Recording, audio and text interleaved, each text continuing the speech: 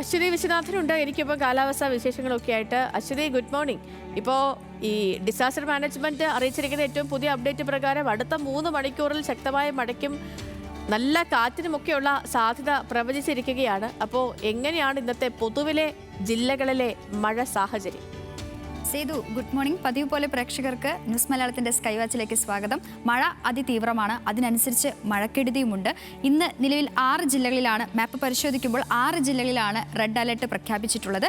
കണ്ണൂർ, കാസർഗോഡ്, തൃശൂർ, എറണാകുളം, ഇടുക്കി, പത്തനംതിട്ട തുടങ്ങിയ ജില്ലകളിലാണ് red alert പുറപ്പെടുവിച്ചിരിക്കുന്നത്. ബാക്കിയുള്ള 8 ജില്ലകളിലും ഓറഞ്ച് അലർട്ടാണ് പ്രഖ്യാപിച്ചിരിക്കുന്നത്. മാത്രമല്ല പാലക്കാട്, കണ്ണൂർ, കാസർഗോഡ്, വയനാട്, തൃശൂർ, എറണാകുളം, കോട്ടയം, ഇടുക്കി, പത്തനംതിട്ട എന്നിവിടങ്ങളിൽ ഈ ശക്തമായ മഴയെ തുടർന്ന് വിദ്യാഭ്യാസ സ്ഥാപനങ്ങൾക്കും ഇന്ന് അവധിയാണ്. ഈ കാലവർഷത്തിന്റെ ഭാഗമായി അടുത്ത 4 ദിവസം പടിഞ്ഞാറൻ കാറ്റ് കേരളത്തിന്റെ മുകളിൽ ശക്തമായി തുടരും.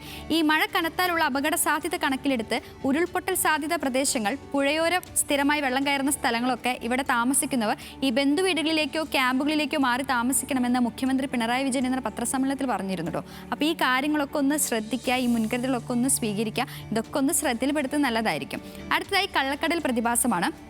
ഈ കള്ളക്കടൽ പ്രതിഭാസത്തിന്റെ ഭാഗമായി മലപ്പുറത്ത് കടലുണ്ടി നഗരം മുതൽ പാലപ്പെട്ടി വരെയും, കോഴിക്കോടത്ത് ചോമ്പാല മുതൽ രാമനാട്ടുകര വരെയും, കണ്ണൂർ വളപട്ടണം മുതൽ ന്യൂമാഹി വരെയും, കാസർഗോഡ് കുഞ്ചത്തൂർ മുതൽ കോട്ടക്കുന്ന് വരെയുള്ള തീരപ്രദേശങ്ങളിൽ ഉയർന്ന തിരമാലകൾ കാരണം കടലാക്രമണത്തിന് സാധ്യതയുണ്ടെന്ന് ദേശീയ സമുദ്രസ്ഥിതി പഠന ഗവേഷണ കേന്ദ്രം അറിയിച്ചിട്ടുണ്ട്.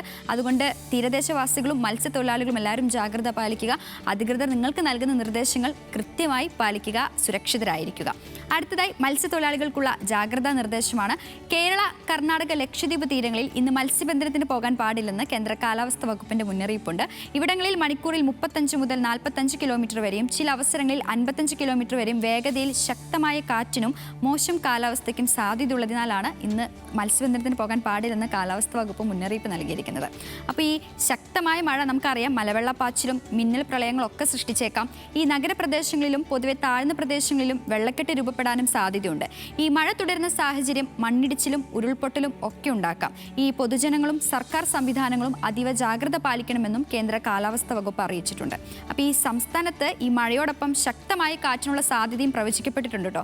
അപ്പോൾ അതിനനുസരിച്ചുള്ള ജാഗ്രത എല്ലാവരും കരുതുക, എല്ലാ മുൻകരുതലും സ്വീകരിക്കുക. ഇവിടെ ഓറഞ്ചാണ്, ഇവിടെ യെല്ലോ ആണ്, ഇവിടെ റെഡ് ആണ്, അങ്ങനെയല്ല, എല്ലാ സുരക്ഷ, എല്ലാ ജില്ലയിലും എല്ലാവരും എല്ലാ സുരക്ഷയും മുൻകരുതലും സ്വീകരിക്കുക, സുരക്ഷിതരായിരിക്കുക. അപ്പോൾ ഇങ്ങനെയാണ് ഇന്നത്തെ പ്രധാനപ്പെട്ട കാലാവസ്ഥ വിശേഷങ്ങൾ. ഇതൊക്കെയാണ് ചെയ്തു. ശരി അശ്വതി.